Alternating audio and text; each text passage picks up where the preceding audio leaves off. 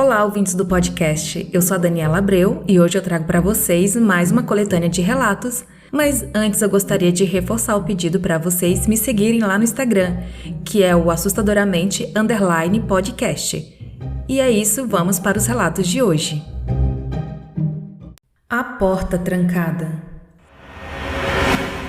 Um amigo meu morava com sua irmã Camila e seu cunhado aqui no Japão. Inclusive, é o mesmo do relato Faroi no Mizaki.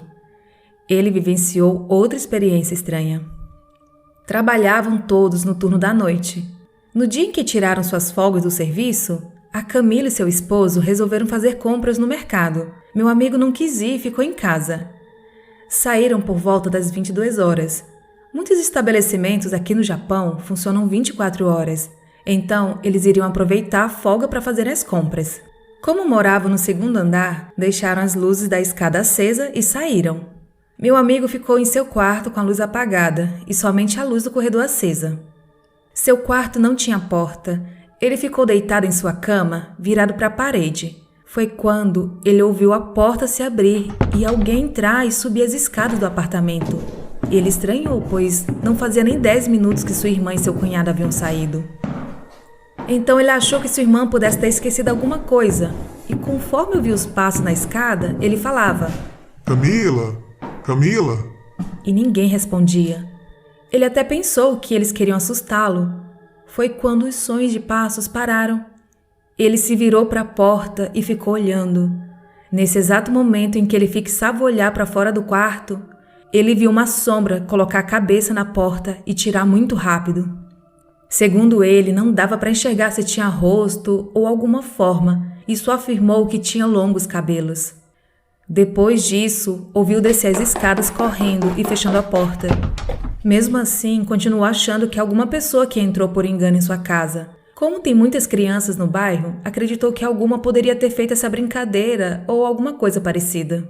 Depois de algum tempo, sua irmã retornou com seu cunhado, quando ele comentou: Acho que você deixou a porta aberta, Camila. Alguém entrou aqui por engano, subiu as escadas e quis me assustar. Eu até te chamei pensando que você poderia ter voltado por ter esquecido alguma coisa.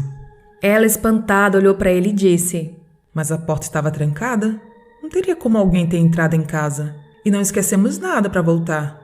Ele ficou muito apreensivo depois disso, mas não levou a história adiante, pois sua irmã e seu cunhado não acreditam em fantasmas ou coisas sobrenaturais. Parada na estrada. Eu, meu esposo e 2 amigos estávamos voltando de um passeio que fizemos a uma cidade Okayama. Foi quando senti uma enorme vontade de ir ao banheiro. Aqui no Japão existem 2 tipos de paradas. Uma que possui banheiros, local de descanso e máquinas de refrigerante, e outra com posto de combustível, área de descanso, lojas de conveniência e refeições. Infelizmente paramos na primeira opção. Não tinha nada e nem pessoas paradas lá, somente a gente mesmo. Era por volta das 21 horas. Desci e fui sozinha. Eu não tenho medo, mas eu fico apreensiva às vezes. Meu marido então veio atrás de mim porque também queria usar o banheiro. Meus amigos ficaram no carro nos esperando. Quando fui entrando no banheiro, tomei um susto. Veio uma mariposa enorme para cima de mim. Eu tenho pavor de insetos. Ainda bem que deu tempo de desviar. A minha avó dizia que quando a gente vê mariposa é porque tem gente morta por perto. Nunca dei muita importância para isso. Logo a seguir fui ao banheiro e meu marido também. Saí primeiro e fiquei esperando meu marido lá de fora. Ele estava muito estranho quando saiu e falou assim: Você não sabe o que aconteceu. Eu dei descarga e do meu lado não tinha ninguém. E deu descarga também. Fui lavar as mãos e a torneira do lado ligou sozinha, como se alguém estivesse lavando as mãos. Achei esquisito, mas não tinha ninguém. Ele falou isso e nem se importou. Detalhe, meu marido não acredita em nada. Mas depois que ele viu algumas coisas, passou a acreditar. Voltando para o carro, meus amigos estavam do lado de fora tomando ar. Daí um deles fez um comentário. Pensei que era só a gente que estava aqui, mas tinha um homem também que entrou com seu marido no banheiro e saiu junto com ele. Eu achei estranho porque não tem mais nenhum carro parado aqui. Como meu amigo não viu nada de anormal nisso, nem olhou para onde esse homem foi. Meu marido, espantadíssimo, e eu também, porque não vimos nenhum outro homem. Daí meu marido contou para o nosso amigo o que aconteceu no banheiro. Ele ficou sem reação. Fomos embora o mais rápido. Depois disso, Evito ao máximo que meu marido pare o carro em lugar deserto. Esses relatos foram enviados no e-mail pela Ana do Japão. Mistérios da minha infância. Quando eu tinha 11 anos, morava na Paraíba. Foi nessa época em que tudo começou. Eu gostava de assistir o programa do Chaves, que reprisava de madrugada. Certa vez, enquanto eu assistia, ouvi as panelas da cozinha baterem. Fui olhar e não tinha nada, e não tinha vento que fizesse as panelas balançarem. Voltei a ver TV e tudo se iniciou novamente. Desliguei a TV e fui para a cama já com medo. Essa foi a primeira coisa que me aconteceu. Daqui para frente, tudo só piora. Teve outra vez em que fui tomar um banho à tarde e eu ouvi a minha mãe me chamar. Cido! Cido! Esse era um apelido que minha mãe e todos me chamavam na época. Eu respondi. Oi! Ninguém respondeu. Então eu abri a porta e não tinha absolutamente ninguém. Fiquei um bom tempo no banheiro até alguém chegar. Outra vez fui tomar banho e senti que estava sendo observado. A coluna congelou. A nuca e o cabelo arrepiava. Olhei para trás, não vi nada. Mas quando me virei, senti algo nas costas, próximo da escápula. Não conseguia gritar. Foi uma eternidade. Não sei quanto tempo que fiquei imóvel, mas lembro que só consegui falar quando meu irmão bateu na porta. Certa vez, eu já entre 12 e 13 anos, fui me deitar e na hora em que me deitei, senti uma presença vindo por trás de mim. Nesse exato momento, mais uma vez, não conseguia me mover. A única coisa que eu conseguia era piscar os olhos e ouvir. Então, ouvi um espírito se aproximando sem fazer barulho. E, de repente, ele começou a me dar murros nas costas e a dizer: Tome isso pra você aprender. Era a voz de um homem. Quando ele foi embora, eu comecei a chorar e gritar. Minha mãe veio correndo com meu pai. Ainda era cedo, por volta de umas 7 da noite, e perguntaram o que havia acontecido. Falei tudo o que se passou. Minha mãe me deu um copo de água com açúcar e meu pai não deu muita bola pro ocorrido. Bem, esses fatos que ocorreram comigo são reais e tenho provas. Esse relato foi enviado no e-mail pelo José.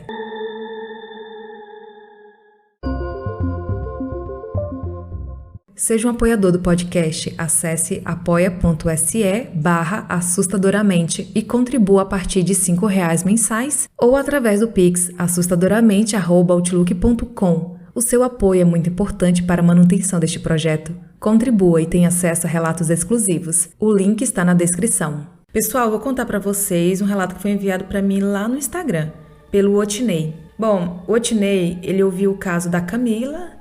Eu acho que está no relato 270, foi um relato que muita gente mandou mensagem para mim, até mesmo para dar alguns conselhos, algumas dicas para Camila. Muito obrigada a vocês. E o Otinei sentiu vontade de escrever porque ele disse que tem algumas coisas parecidas, mas que ele não interpreta isso como uma maldição. E sim um dom, no caso dele, é um dom que o protege. No começo ele ficou um pouco relutante para contar o caso, mas depois ele conversou com a namorada e irmão. Eles acharam legal ele contar, né? O pessoal vê que isso pode ser um dom, não uma maldição, né? Então, se a pessoa souber interpretar, ele pode ver que isso pode ser um aviso, pode ajudar as pessoas. Então ele começou a contar os casos que marcou muito ele. Então acredito que algumas coisas mais aconteceram. Então ele contou para mim 3 casos que marcaram bastante a vida dele. Bom, ele fala que trabalha com entregas. Então ele falou que costuma deixar o carro parado e trancado na rua. Aí ele entra na loja e entrega o produto. Ele fala que a maioria das pessoas atualmente paga através de Pix, de cartão. Só que algumas pessoas, principalmente pessoas mais idosas, têm aquele costume de pagar em dinheiro. Isso é um pouco complicado, né? Porque por questões de segurança. Ele fala que o local que ele mora não é muito seguro. Ele prefere não receber em dinheiro, mas enfim, esse cliente dele, um senhorzinho, pagou em dinheiro. Ele foi lá no comércio, fez as entregas. Quando ele retornava ao carro dele, que estava estacionado, ele viu uma menina sentada no banco de trás, fazendo o sinal de não, para ele não sair com o carro. Na hora que ele viu aquela menina, ele sacou que não era para entrar no carro, então ele disfarçou. Ele pediu para ir ao banheiro. Ele falou que não teve medo. Ele voltou, se afastou, né, e foi ao banheiro. Ele sentiu que ali já era um aviso e ele não iria contrariar. Ele falou que tinha 2 rapazes lá atrás dele.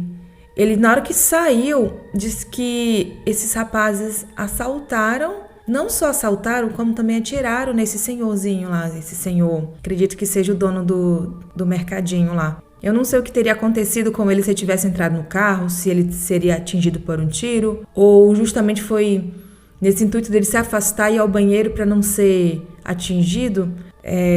Mas esse aviso nessa menina, que se algumas pessoas vissem, poderia entender que é o demônio, né? Muita gente fala, é o demônio, é uma maldição. No caso dele, salvou a vida dele, né? Poderia ter salvo a vida dele, não sei, ninguém sabe o que teria acontecido. Se ele ou saísse com o carro ou permanecesse lá na loja. Aí ele contou mais outra história, também de livramento, envolvendo essas aparições. Ele conta que antes de trabalhar com entregas, ele trabalhava numa empresa e ele voltava de ônibus tarde da noite, né? Ele voltava para casa dele muito tarde. E a região é muito perigosa, diz que lá é bem comum acontecer assaltos dentro dos ônibus, né? Já virou aquela moda mesmo. A pessoa sabe, bandido sabe que a pessoa não tem para onde correr, então já fica lá de tocaia esperando as pessoas entrarem, sei lá. Eles têm as táticas deles. Aí um dia ele tava lá cansado no ponto de ônibus esperando. Ele fala que nesse dia ele já acordou ruim com aquele peso. As pessoas que têm essa sensibilidade vão entender o que ele estava sentindo. Que ele diz que acordou com aquela angústia no coração, aquele peso, sabe? Aquela sensação de que algo ruim fosse acontecer. Aí ele tava lá no ponto de ônibus e quando o ônibus dele chegou e abriu a porta, ele disse que viu algo parecido com uma sombra, uma figura de uma mulher. Olhava para eles. Ele disse que não via o rosto, mas ele podia sentir o olhar daquela sombra. Ele conta que aquela sombra não apareceu naquele momento e já estava no ônibus. Na hora que o ônibus chegou, já vinha trazendo aquela sombra, que ele chama de espírito de morte. Naquele momento, ele já sacou que algo de ruim iria acontecer. Então, ele não entrou no ônibus, mesmo cansado ali, deixou o ônibus ir embora. Aí depois ele ficou sabendo, né, que um ponto depois foi anunciado um assalto que resultou em 2 mortes dentro daquele ônibus. Gente, então, outro livramento. A gente pode perceber que esse ouvinte, ele é protegido, tem algo muito forte que protege a vida dele, porque nem todas as pessoas têm esse dom. Porque se todas as pessoas tivessem esse dom, ninguém entraria nesse ônibus, muita gente, né? Poderia livrar muita gente, mas infelizmente são poucas pessoas que têm isso. Nesse caso dele, apesar de assustar bastante, né? Mas para ele é algo muito bom na vida dele. Então o que ele fala para mim é que muitas pessoas devem saber interpretar o que essas coisas querem dizer, né? Talvez essas aparições tenham alguma mensagem para passar para a pessoa. Eu falei que eram 3 histórias, na verdade são 4, então que a terceira depois tem mais uma historinha dele. Teve outro caso envolvendo um ônibus, caso bem interessante. Ele conta que estava dentro de um ônibus e de repente ele disse que pegou num sono, mas não foi aquele cochilo que você dá em ônibus, ele disse que foi num sono profundo, um sono gostoso. Ele apagou mesmo. Quando ele acordou, a primeira coisa que ele viu foi sangue lá no banco do motorista, uma menina com a cara muito assustada olhando pra ele. Diz que essa menina estava impressionada. Aí a menina perguntou pra ele se ele não tinha ouvido nada, isso impressionada. Aí ele perguntou o que aconteceu e ela contou, né, que os bandidos entraram, bateram no motorista e fizeram aquele limpa dentro do ônibus, menos nele que estava dormindo. Só que a parte mais estranha desse acontecimento vem agora. Ele conta que quando acordou, olhou no celular, ele percebeu várias chamadas perdidas. A mais interessante foi a da mãe dele. Ela ligou antes, durante e depois do assalto, né? Previu mais ou menos a hora que aconteceu o assalto. E o motivo dela ter ligado foi que ela estava em casa dormindo e sonhou que uma pessoa jogava um capuz nele. E enquanto isso fazia maldades com as outras pessoas, né? Essa pessoa que jogava um capuz. Depois o capuz era retirado e ele via sangue. Isso tudo no sonho da mãe dele. Isso assustou muito ela e ela ligou pra ele pra saber se estava tudo bem, né? Só que eu acredito que ela ficou mais aflita ainda, que quando você liga pra alguém e não atende, aí a aflição piora. E mais curioso também, gente, só curiosidades aqui, é que o celular dele não tocou. Por sorte não tocou. Ele conta que deixa o som bem alto, mas parece que ficou sem sinal naquele ponto mesmo, naquele momento do assalto ficou sem sinal. e não recebeu essas ligações. Enfim, foram várias coisas que aconteceram. Só que além da mãe dele, mais 2 pessoas ligaram para falar sobre o sonho estranho que tiveram com ele envolvendo o capuz. Foi uma ex-namorada e um amigo. Ele até conta, assim, por curiosidade, que a mãe dele e essa ex-namorada eram evangélicas e esse amigo deles, que é um amigo bem chegado, ele é de religião, ele pertence a uma religião de matriz africana. E todos eles tiveram esse sonho envolvendo um capuz. O amigo dele conta que sonhou que jogava um capuz sobre o ouvinte, né? E ele dormia e acordava no outro dia. Bom, eu fico pensando, de repente esse capuz, ele não só fez adormecer no ônibus, como também deixou ele invisível aos olhos dos bandidos, porque eles poderiam muito bem acordar a pessoa ali, roubar, pegar, revistar o bolso, enfim, né? Bem curioso esse caso. Agora mais uma história, a última, que ele me contou, também uma outra que marcou bastante. Ele fala sobre um cliente que ele conheceu e ele não gostou. Por esse motivo, ele não fechou negócio com esse homem. E o motivo dele não ter gostado desse cliente é que ele via atrás desse homem uma mulher e uma criança. E eles olhavam estranho para ele. Ele sabia que aquilo era muito estranho, que não era coisa desse mundo, assim, era espiritual mesmo. E foi difícil explicar para as pessoas o motivo da recusa em fechar negócio, que esse homem queria revender os produtos dele. Porque as outras pessoas gostaram do homem, diz que esse homem era muito simpático, carismático, mas aquela visão fez ele se sentir muito mal. Ele disse que nem conseguia ficar perto do homem. Agora imagina você conversar com alguém, com 2 pessoas, né? 2 almas ali grudadas. Apesar dele estar acostumado a ter essas visões, mas ele não conseguiu. Foi uma sensação muito ruim. Agora vem a explicação. Diz que 3 anos depois, esse homem ele foi levado pela polícia, pois ele era um foragido de outro estado. E o motivo, ele assassinou a esposa e o filho. Então isso marcou muito, né? Ele nunca esqueceu, nem vai esquecer. Ele acredita, o que ele viu foi a energia daquela mulher e daquele filho clamando por justiça. E isso faz muito sentido. Bom, gente, esses foram os relatos do Otinei, que ele mora em São Lourenço da Serra, São Paulo, que mostra que essas visões podem também ser muito boas, apesar de assustadoras, são boas, são avisos. Então vocês que têm esse dom, fiquem atentos, que talvez tenha algum recado, alguma explicação. Então o que ele pede para vocês é ficarem atentos e interpretar esses sinais. Tá bom? Tinei, muito obrigada por seu relato.